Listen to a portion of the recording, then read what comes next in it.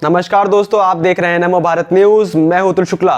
दोस्तों, एक कथन है कि if you are not paying for the product then you are the product, जिसका मतलब होता है कि अगर आप किसी प्रोडक्ट के पैसे नहीं दे रहे हैं तो उसका मतलब है कि आप ही प्रोडक्ट हैं। और फेसबुक और व्हाट्सएप जैसी बड़ी बड़ी कंपनियां अक्सर यही करती हैं। दोस्तों, आपके ऊपर निगरानी रखी जा रही है, आपकी सभी बातें सुनी जा रही हैं, आप क्या लिख रहे हैं वो सब पढ़ा जा रहा है।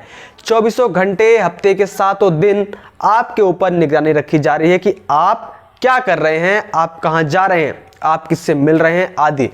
डरिए मत, यह निगरानी हम या फिर सरकार आपके ऊपर नहीं रख रही है। यह निगरानी रख रहे हैं आपके फोन में मौजूद थर्ड पार्टी ऐप्स। आप सभी जितने लोग ये वीडियो देख रहे हैं उनमें से सभी लोग फेसबुक तो चलाते ही होंगे, और चलिए फेसबुक नहीं तो व्हाट्सएप तो ज़रूर आपके फ़ोन में ही होगा। और आपको कैसा लगेगा जब मैं आपको यह बताऊं कि जिस व्हाट्सएप और फेसबुक से आप एक दूसरे को मैसेज भेजते हैं, अगर यही व्हाट्सएप और फेसबुक आपके गोपनीयता की धज्जियां उड़ा दे तो दोस्तों, आप सबको मालूम ही होगा कि फेसबुक और व्हाट्सएप जैसी बड़ी बड़ी कंपनियां आपका डाटा बेचकर करोड़ों रुपए कमाती हैं। जैसे आपने भी कभी नोटिस किया होगा कि आप कभी कभी जब अपने दोस्तों से जूते की बात कर रहे होते हैं और कुछ देर बाद ही आपको अपने फ़ोन के अंदर जूतों की एड्स दिखने लग जाती हैं, और यह सब इसी वजह से होता है। अगर आपको ऐसा मालूम है तो अच्छी बात है, लेकिन अगर आपको यह मालूम नहीं है तो वो सब भी मैं आपको बताऊंगा। उसके लिए आप यह वीडियो पूरा अंत तक देखते रहिए। और आपके फ़ोन में इस समय कितने सोशल मीडिया ऐप्स हैं, कमेंट करके ज़रूर बताइए। दोस्तों, आपको याद होगा कि फेसबुक और व्हाट्सएप की वजह से अभी पिछले महीनों काफ़ी बवाल हुआ था, जब व्हाट्सएप अपनी नई प्राइवेसी पॉलिसी लोगों के ऊपर थोपना चाहता था। लेकिन भारतीय जनता पार्टी, जिसकी इस समय केंद्र के अंदर सरकार है, उसने इस बात से साफ इनकार कर दिया था। और फेसबुक और व्हाट्सएप के पीछे केंद्र सरकार अब लगातार पीछे पड़ी हुई है कि वो भारत के लोगों की गोपनीयता ऐसे किसी को भी बेच नहीं सकता है। जहां पर केंद्र सरकार एक तरफ भारत की जनता के अधिकारों के लिए लड़ रही है, वहीं आपको बता दूं कि गोपनीयता का हनन हमारे संविधान के खिलाफ भी है। तो वहीं कांग्रेस के कपिल सिब्बल फेसबुक और व्हाट्सएप के हित में केस लड़ रहे हैं। कपिल सिब्बल अक्सर ऐसे काम करते हुए नजर आते हैं जो देश के खिलाफ हो या फिर देश के लोगों के विरुद्ध हो, जैसे कि राम मंदिर ना बनने देने का पुराना केस हो, या फिर कन्हैया कुमार की रिहाई का मामला हो, पी चिदंबरम को जेल से छुड़ाना हो, या फिर अर्बन नक्सलियों के केस हो। सब में एक ही नाम सामने आता है और वो नाम है कपिल सिब्बल। दरअसल यह कोई नया मामला नहीं है, कांग्रेस शुरू से ही इन सब चीजों में शामिल रह चुकी है, जिससे उन लोगों को मैनिपुलेट करके चुनाव जीतने का प्रयास करती है। और इसी प्रकार से एक स्कैंडल कैम्ब्रिज एनालिटिकल घोटाले में उसका नाम पहले भी शामिल हो चुका है। इसी प्रकार से हमने पीछे भी देखा कि किस प्रकार से जब बंगाल में नरसंहार हो रहे थे तो कैसे बंगाल में होने वाले नरसंहार के खिलाफ आवाज उठाने वाले ट्वीट्स को ट्विटर ने डिलीट कर दिया था, और वहीं कंगना रनौत की आईडी भी बैन कर दी थी। और अब ऐसा ही मामला टूल किट में भी देखने को मिल रहा है। ये कंपनियां सरकार की इतनी विरोधी हैं कि टूल किट मामले में बीजेपी द्वारा किए गए ट्वीट्स पर ट्विटर ने मैनिपुलेटेड मीडिया का टैग लगा दिया है। इस पर केंद्र ने कड़ी आपत्ति जाहिर करते हुए ट्विटर से इस टैग को हटाने को कहा है। सरकार ने टूल किट मुद्दे पर भाजपा नेताओं के ट्वीट को तोड़ मरोड़ कर पेश किया गया मीडिया टैग दिए जाने को लेकर ट्विटर से ऐतराज जताया है। सरकार ने ट्विटर से कहा कि मामले की जांच अभी चल रही है, ऐसे में वह टूल किट मामले में भाजपा नेताओं के ट्वीट को मैनिपुलेटेड मीडिया का टैग न लगाए, जिसकी वजह से कांग्रेस तो अब इनका बचाव करेगी ही। और कांग्रेस तो वैसे ही चाइना के कितने करीब है, और पिछले साल केंद्र ने जब चाइनीज ऐप्स पर भी बैन लगा दिया था, इस सिर्फ प्राइवेसी के हनन की वजह से ही, जिसके बाद अब केंद्र ने वापस से व्हाट्सएप की फटकार लगाई है। केंद्र सरकार ने एक बार फिर से इंस्टेंट मैसेजिंग ऐप व्हाट्सएप को नोटिस भेजा है।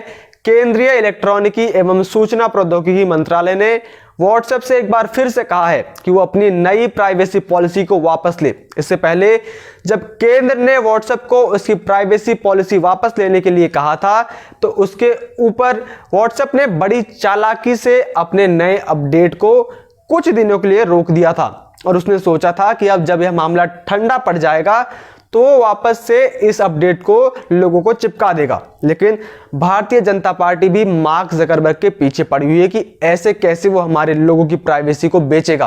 केंद्र सरकार ने अब व्हाट्सएप को जो नोटिस भेजा है उसमें केंद्र ने कहा है कि उक्त तारीख तक प्राइवेसी पॉलिसी अपडेट को रोकने का यह अर्थ नहीं है कि वो सूचना की प्राइवेसी, डेटा की सुरक्षा और यूजर्स की पसंद नापसंद का सम्मान ना करे। केंद्र सरकार ने व्हाट्सएप को भेजी गई नोटिस में उसे याद दिलाया है कि उसकी प्राइवेसी पॉलिसी में बदलाव और जिस तरीके से FAQ सेक्शन के अंतर्गत इसे लाया गया है वो भारतीय नागरिकों के अधिकारों और हितों को अनदेखा करता है। वहीं आपको बता दूं कि यह मामला इस समय कोर्ट में भी चल रहा है, जहां पर केंद्र सरकार और कपिल सिब्बल आमने सामने हैं, जिसमें कपिल सिब्बल फेसबुक और व्हाट्सएप की तरफ से केस को लड़ रहे हैं। इसके साथ ही केंद्र मंत्रालय ने जो व्हाट्सएप को नोटिस भेजा है उसमें कहा गया है कि इसमें कोई शंका नहीं है कि आप इस बात से परिचित होंगे कि कई भारतीय नागरिक अपनी रोजमर्रा के जीवन में एक दूसरे के संवाद के लिए व्हाट्सएप का उपयोग करते हैं, लेकिन व्हाट्सएप द्वारा इसका फायदा उठाकर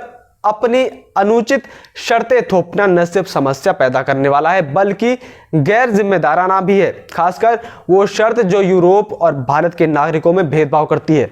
आपको बता दूं कि यूरोप अपने देश के लोगों की प्राइवेसी को लेकर बहुत सख्त है, इसलिए इन कंपनियों की यूरोप के लोगों के लिए अलग प्राइवेसी पॉलिसी होती है और इसी वजह से ही पिछले साल दिसंबर में प्राइवेसी हनन की वजह से ही अमेजॉन और गूगल पर फ्रांस ने 13.5 करोड़ यूरो का जुर्माना लगाया था और अब भारतीय सरकार भी अपने लोगों की प्राइवेसी के लिए कड़े रुख अपना रही है। इसी वजह से पिछले साल भारत ने टिकटॉक जैसी 150 चाइनीज ऐप्स पर प्रतिबंध लगा दिया था क्योंकि वो भारतीय लोगों का डाटा चीन के साथ साझा कर रही थी। वहीं केंद्र द्वारा व्हाट्सएप को भेजे गए नोटिस में कहा गया है कि अगर वो अपने नए प्राइवेसी पॉलिसी को हटा नहीं देता है तो भारत सरकार उसके ऊपर कड़े कदम भी उठा सकती है और उसे बैन भी कर सकती है।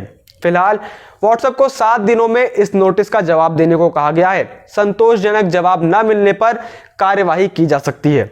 वहीं आपको बता दूं कि आखिर ये नई प्राइवेसी पॉलिसी आखिर है क्या चीज जिसकी वजह से इतना बवाल मचा हुआ है। दरअसल इस नई पॉलिसी के तहत आपको व्हाट्सएप को अपने ऑनलाइन गतिविधियों पर पूरी अनुमति देनी होगी कि आप अपने व्हाट्सएप पर किससे बात कर रहे हैं, क्या बात कर रहे हैं, कहां जा रहे हैं और यही नहीं आपकी बैंक डिटेल्स भी व्हाट्सएप जान सकता है और आपके ऊपर पूरी निगरानी रख सकता है। अगर आप स्वीकार करते हैं तो ठीक है, वरना आपसे व्हाट्सएप मैसेज और कॉल करने की शक्ति छीन सकता है और आपका अकाउंट भी डिलीट कर सकता है। वहीं ये मामला गर्म होने के बाद दिल्ली हाई कोर्ट में कंपनी ने कहा है कि वो जबरन ऐसा नहीं करवा रही है क्योंकि ये अनिवार्य नहीं है। व्हाट्सएप पहले से ही यूजरों का डाटा अपनी पेरेंट कंपनी फेसबुक के साथ शेयर कर रहा है।